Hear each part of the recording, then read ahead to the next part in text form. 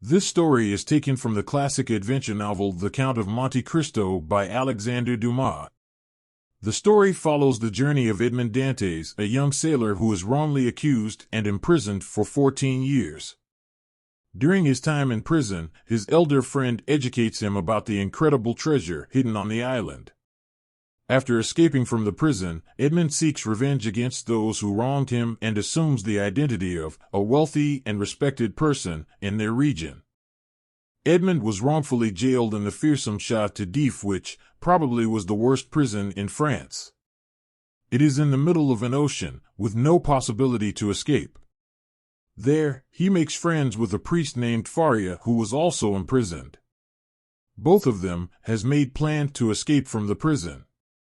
However, Faria died unexpectedly, and Edmond had no option but to find a way to get out of this prison by himself.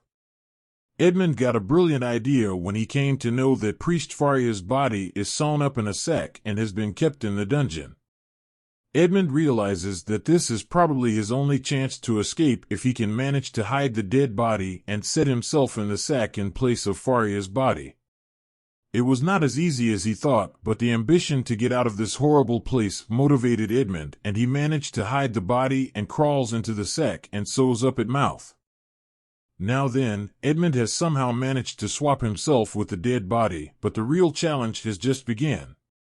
He had to stay there without any movement until he has been disposed out of the prison. He was literally suffocating inside the sack. He was sweating all over his body, and as the time went by, his condition was getting even worse in that confined and suffocating sack. The slow hours has passed in fear and suspense. After a long wait, Edmond heard the footsteps of the guards in far distance. Could this be the moment? Is my time for escape finally at hand? Edmond thrilled with the thought. He gathered all his courage and breathed as slowly as he could. The footsteps stopped at the door.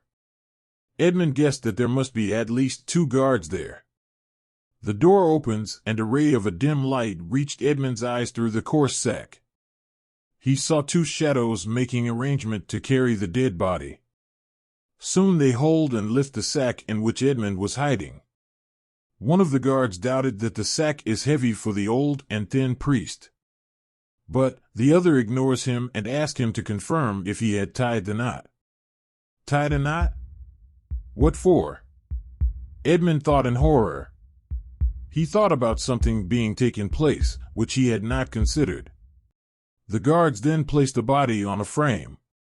Edmond made his body as stiff as he could in order to play a role of a dead man. All of a sudden, he felt the fresh chilled air, and that made him delighted with the thought of freedom. The guards moved few steps further and then stopped there again. Edmond felt something like a heavy metal ball placed beside him. Soon, a cord was fastened to his feet. Edmond shivered in fear. He realized that a heavy metal ball has been tied with his body in order to sink him in the sea water. Well, he got relieved a bit, as he had taken a knife with himself. The guards took him few steps further ahead, and then they opened the gate again. Edmond heard the noise of the waves smashing against the rocks on the base of the prison. The guards climbed few steps up, and then hold Edmond's body by its feet and head. Count of 3.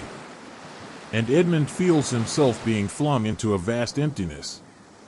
Terrible cry escaped from his mouth, but it was lost in the noise of water.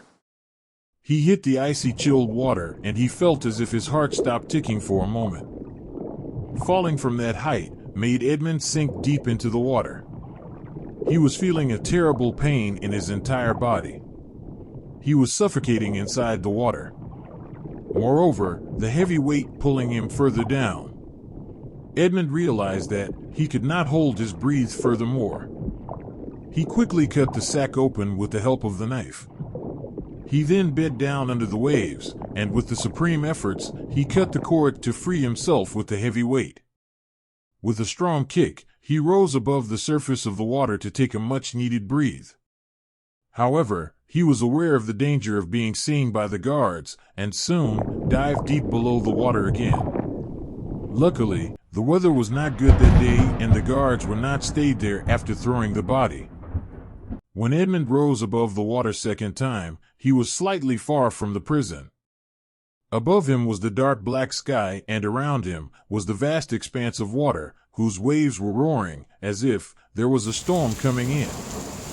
He realized that it was important for him to strike out to sea, away from the prison.